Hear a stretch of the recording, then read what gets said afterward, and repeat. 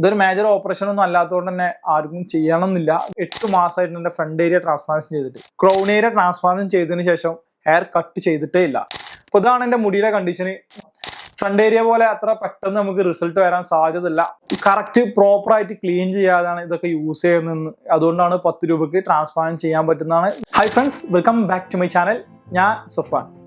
അപ്പോൾ എൻ്റെ ട്രാൻസ്പ്ലാന്റേഷൻ്റെ വീഡിയോ വന്നിട്ടുള്ളത് 2 വർഷവും 8 മാസമായിട്ടോ ഞാൻ എൻ്റെ ഫ്രണ്ട് ഏരിയ ട്രാൻസ്പ്ലാന്റേഷൻ ചെയ്തിട്ട്, അതുപോലെ തന്നെ എൻ്റെ ക്രൗൺ ഏരിയ ഞാൻ ട്രാൻസ്പ്ലാന്റേഷൻ ചെയ്താണ്. അത് ചെയ്തിട്ടിപ്പോൾ 7 മാസമായിട്ടുണ്ട്.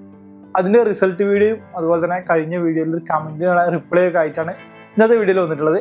വീഡിയോയിലേക്ക് ഇറങ്ങാം. നിങ്ങൾ ഈ ഒരു ചാനൽ ആദ്യമായിട്ടാണ് കാണുന്നതെന്നുണ്ടെങ്കിൽ ചാനലിൻ്റെ അപ്ഡേറ്റ്സ് ഒക്കെ ലഭിക്കുന്നതിന് വേണ്ടിയിട്ട് ചാനൽ ഒന്ന് സബ്സ്ക്രൈബ് ചെയ്ത് വെക്കുക. കൂടാതെ ഞാൻ അപ്ലോഡ് ചെയ്യുന്ന വീഡിയോസ് അതേ സമയം ലഭിക്കുന്നതിന് വേണ്ടിയിട്ട് തൊട്ടടുത്ത് കാണുന്ന ബെൽ ബട്ടൺ കൂടി എനേബിൾ ചെയ്യാം. അപ്പോൾ ഞാൻ പറഞ്ഞതുപോലെ 2 വർഷം 8 മാസമായിട്ട് എൻ്റെ ഫ്രണ്ട് ഏരിയ ട്രാൻസ്പ്ലാന്റേഷൻ ചെയ്തിട്ട്, അപ്പോൾ ഇത് സംബന്ധിച്ച് ഞാൻ കഴിഞ്ഞ മാസം ഒരു വീഡിയോ ഇട്ടിട്ടുണ്ടായിരുന്നു, ഒരു Q&A വീഡിയോ. അപ്പോൾ അതിൽ കുറേ ക്വസ്റ്റ്യൻസിന് ആൻസർ കിട്ടിയെന്ന് വിചാരിക്കുന്നു. കുറേ ആൾക്കാർ നല്ല കമൻസ് ഒക്കെ ഇട്ടിട്ടുണ്ട്. അതിലൊന്ന ചെറിയ കമൻ്റാണ്, എന്താണ് സഫാൻ്റെ ഹെയർ ലൈനിന് പറ്റിയത്, എന്താണ് മുടിക്ക് പറ്റിയത്, മുടി ഇങ്ങനെ എന്നുള്ളത്. അപ്പോൾ ആ വീഡിയോയിൽ നമുക്ക് നോക്കിയാൽ മനസ്സിലാവും.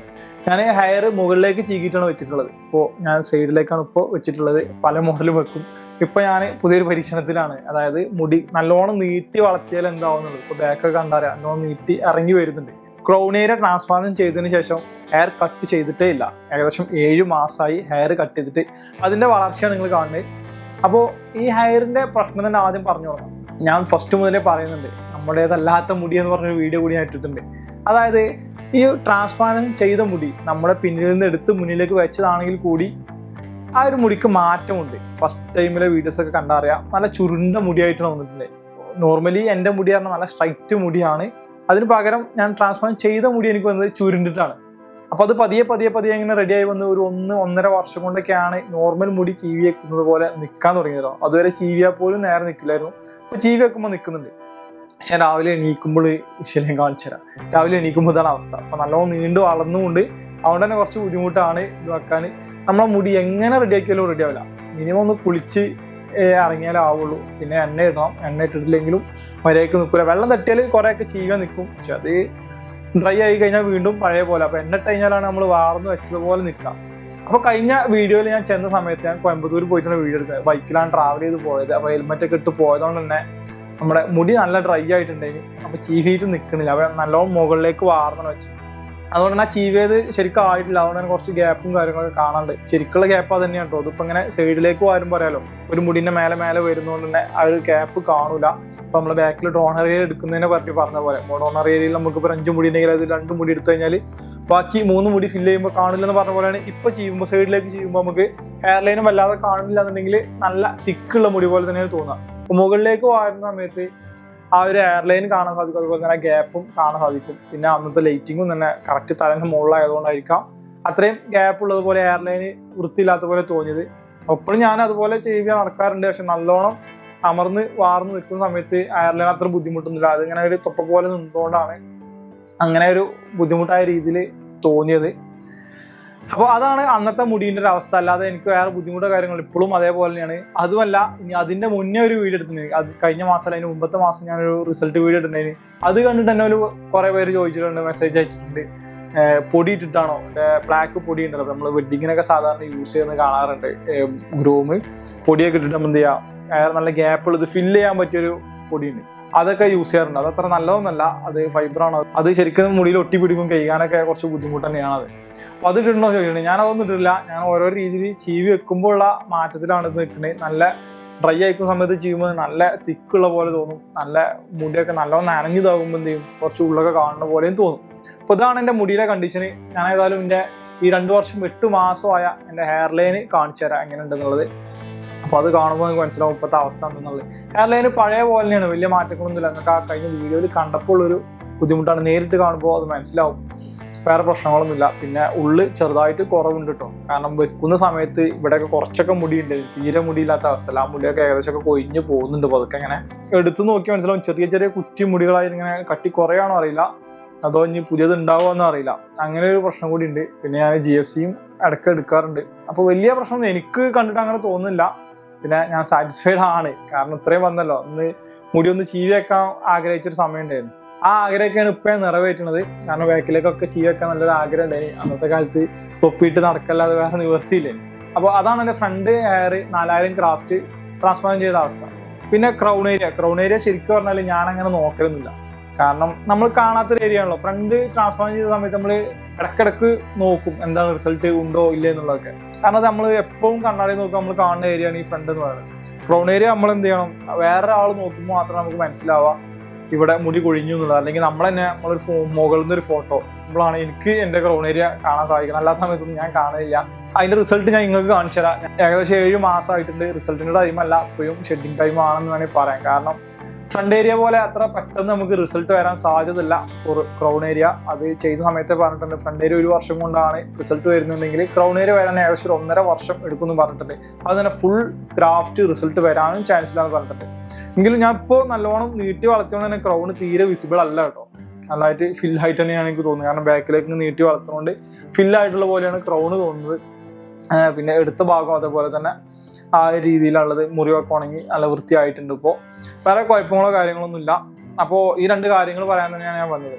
ട്രാൻസ്പ്ലാന്റേഷൻ ചെയ്യാനെ കുറിച്ച് ചോദിക്കുകയാണെന്നുണ്ടെങ്കിൽ ഒരിക്കലും പേടിക്കരുതെന്ന് അന്നും ഇന്നും എനിക്ക് പറയാനുള്ളൂ. 2 തവണ ട്രാൻസ്പ്ലാന്റേഷൻ ചെയ്ത വ്യക്തിയാണ് ഞാൻ. ഒരു പ്രശ്നമില്ല ഇതുമൊന്നുമായിട്ട്. പലരും പറയും നരമ്പ് പൊട്ടും, ഭയങ്കര തലച്ചോറ്റിക്ക് അങ്ങനെ ഉണ്ടാവും ഇങ്ങനെ ഉണ്ടാവും, ക്ഷീണം കൊടുക്കും, ഉറക്കുണ്ടാവില്ല, അങ്ങനത്തെ യാതൊരു പ്രശ്നമില്ല. ട്രാൻസ്പ്ലാന്റ് ചെയ്തുള്ള 1 വീക്ക് മാത്രം നമ്മൾ പ്രോപ്പർ റെസ്റ്റ് കൊടുത്താൽ മതി. വേറൊരു പ്രശ്നം ട്രാൻസ്പ്ലാന്റേഷൻ സംബന്ധമായിട്ട് നമുക്ക് വരുന്നില്ല. മുടി ഇവിടെ നിന്ന് എടുത്തിട്ട് ഇവിടെ ഫില്ല് ചെയ്യുക എന്നുള്ള മാത്രമേ ചെയ്യുന്നുള്ളൂ. അത് ഓവറായിട്ട് നമ്മളെ രക്തക്കൊയിലേക്കോ അങ്ങനെയൊന്നും ചെയ്യുന്നില്ല. നമ്മളെ തൊലിയുടെ പുറത്ത് തന്നെയാണ് ചെയ്യുന്നത്. അപ്പോൾ ട്രാൻസ്പ്ലാന്റ് ചെയ്യാൻ നിൽക്കുന്ന എല്ലാവരോടും എനിക്ക് പറയാനുള്ളത് നിങ്ങൾ തീർച്ചയായും സെലക്ട് ചെയ്യുക. പിന്നെ ചെറുതായിട്ട് മുടി പോയ ആൾക്കാരൊന്നും ഇപ്പം തന്നെ ട്രാൻസ്പ്ലാന്റ് ചെയ്യേണ്ട. അത് നമുക്ക് ചീവിയൊക്കെ അഡ്ജസ്റ്റ് ചെയ്ത് വെക്കാൻ പറ്റണമെങ്കിൽ അങ്ങനെ പോയാൽ മതി. GFCയോ PRPയോ അങ്ങനെ എന്തെങ്കിലുമൊക്കെ എടുത്തിട്ട് എന്ത് ചെയ്യുക, ഈ കൊഴിച്ചിൽ നിർത്താൻ നോക്കുക. ശേഷം കുറച്ചുകൂടെയൊക്കെ പോവുകയാണെന്നുണ്ടെങ്കിൽ ഡോണർ ഏരിയ പറ്റ വീക്ക് ആവുന്നവരെ നമ്മൾ വെയിറ്റ് ചെയ്യുകയും ചെയ്യരുത്. ഇപ്പോൾ നന്നായിട്ട് മുടി കൊഴിഞ്ഞ് പറ്റ പോയിട്ട് പിന്നെ നമ്മൾ ചെയ്യാന്ന് വെച്ച് കഴിഞ്ഞാൽ ചിലപ്പോൾ നമുക്ക് ഡോണർ ഏരിയ ഉണ്ടാവില്ല. അപ്പോൾ അതുവരെ ഇങ്ങനെ മെഡിസിൻ ഒന്നും കൊടുക്കാണ്ട് നിന്ന് കഴിഞ്ഞാൽ നമ്മുടെ മുടി നല്ല രീതിയിൽ കൊഴിഞ്ഞു പോകും. അപ്പോൾ കൊഴിച്ചിൽ നിർത്താനുള്ള സംഗതി നമ്മൾ എന്തായാലും എപ്പോഴും ചെയ്യണം. അപ്പോൾ ഏതൊരാൾക്കും GFC PRP അതൊക്കെ യൂസ് ചെയ്യുന്നത് നല്ലതാണ്. മുടിയുടെ ലൈഫ് കൂടാനും കൊഴിച്ചിൽ കുറയാനൊക്കെ അത് ഉപയോഗിക്കും. ഞാൻ ട്രാൻസ്പ്ലാന്റ് ചെയ്തത് കോയമ്പത്തൂർ പോയിട്ടാണ്. അതിന് കാരണം എൻ്റെ വീഡിയോ കാണുന്ന എല്ലാവർക്കും അറിയായിരിക്കും. പുതിയ ആൾക്കാർക്ക് വേണ്ടി പറയുകയാണ്.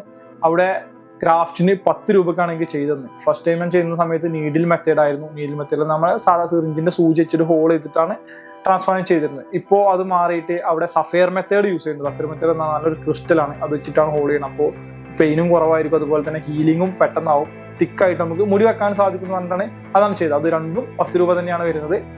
അങ്ങനെ 10 രൂപ വെച്ചിട്ടാണ് ചെയ്തത്.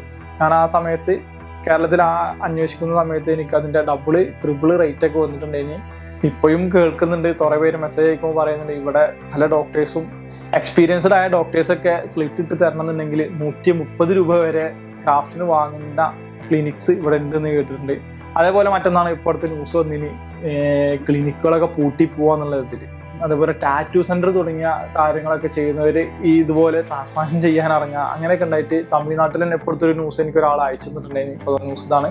അപ്പോൾ അത് കണ്ട് ഞാൻ അവരെ കോൺടാക്ട് ചെയ്തിരുന്നു. അപ്പോൾ അവർ പറഞ്ഞത് അവിടുത്തത് ക്ലിനിക്ക് ലൈസൻസ് അല്ല, ഹോസ്പിറ്റൽ ലൈസൻസ് ആണ്. ഹോസ്പിറ്റൽ ലൈസൻസ് എന്ന് പറഞ്ഞാൽ നമുക്ക് ഒരു ദിവസം സ്റ്റേ ചെയ്ത് പോരാൻ കഴിയുന്നവർക്ക് മാത്രമേ ഹോസ്പിറ്റൽ ലൈസൻസ് കൊടുക്കുള്ളൂ.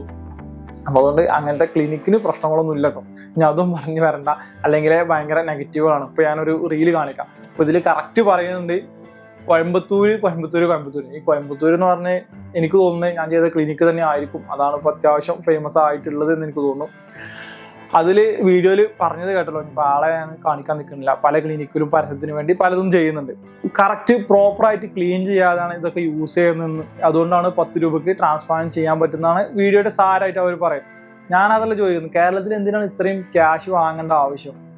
നമുക്ക് ഇത്രയും 10 രൂപയ്ക്ക് ഇതുപോലെ ചെയ്ത് ഇതുപോലെ റിസൾട്ട് എനിക്കല്ല, ഇതുപോലെ 500-ന് മേലെ ആൾക്കാർക്ക് ട്രാൻസ്പ്ലാന്റ് ചെയ്ത് വൃത്തിയായത് എൻ്റെ ഇൻസ്റ്റ നോക്കിയാൽ എനിക്ക് മനസ്സിലാവും. കാരണം ഒരുപാട് പേര് പോകുമ്പോൾ എനിക്ക് മെസ്സേജ് അയക്കും, ഇത് വന്നിട്ട് മെസ്സേജ് അയക്കുന്നുണ്ട്, മാസങ്ങളിലെ റിസൾട്ടുകൾ എനിക്ക് അയച്ചു തരുന്നുണ്ട്. ഇതൊക്കെ നമുക്കൊരു സന്തോഷമാണ്. നമ്മളെ വീഡിയോ കണ്ടിട്ട് നമ്മൾ ഇൻസ്പയർ ചെയ്തിട്ട് പോയിട്ട് ചെയ്യുന്നുണ്ടല്ലോ.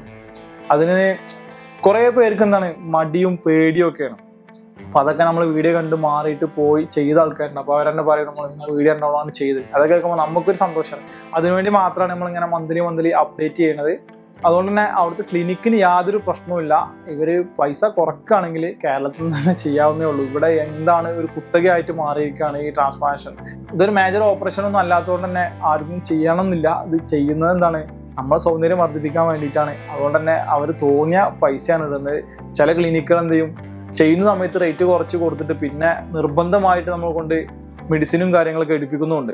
അപ്പോൾ അതൊക്കെ നിങ്ങൾ നല്ലോണം നോക്കിയിട്ട് മാത്രം ചെയ്യുക. ഏത് ക്ലിനിക്ക് തിരഞ്ഞെടുത്താലും അവിടുന്ന് ചെയ്ത ഒരാൾ നേരിൽ കണ്ട് അവരുടെ റിസൾട്ട് നോക്കിയിട്ട് മാത്രം ചെയ്യുക. ഒരു വർഷമെങ്കിലും ആയ ഒരാളെ കേട്ടോ, എന്നാലേ നമുക്ക് ആ റിസൾട്ട് കറക്റ്റ് മനസ്സിലാവുള്ളൂ. അതുപോലെ അവർ ഇതുവരെ എന്താണ് ഉപയോഗിച്ചത്, എന്തൊക്കെയാണ് അവർ പ്രിസ്ക്രൈബ് ചെയ്യുന്നുണ്ട് എന്നുള്ളതൊക്കെ നോക്കാം. എന്നിട്ട് നിങ്ങൾ ട്രാൻസ്പ്ലാന്റേഷൻ തിരഞ്ഞെടുക്കുക.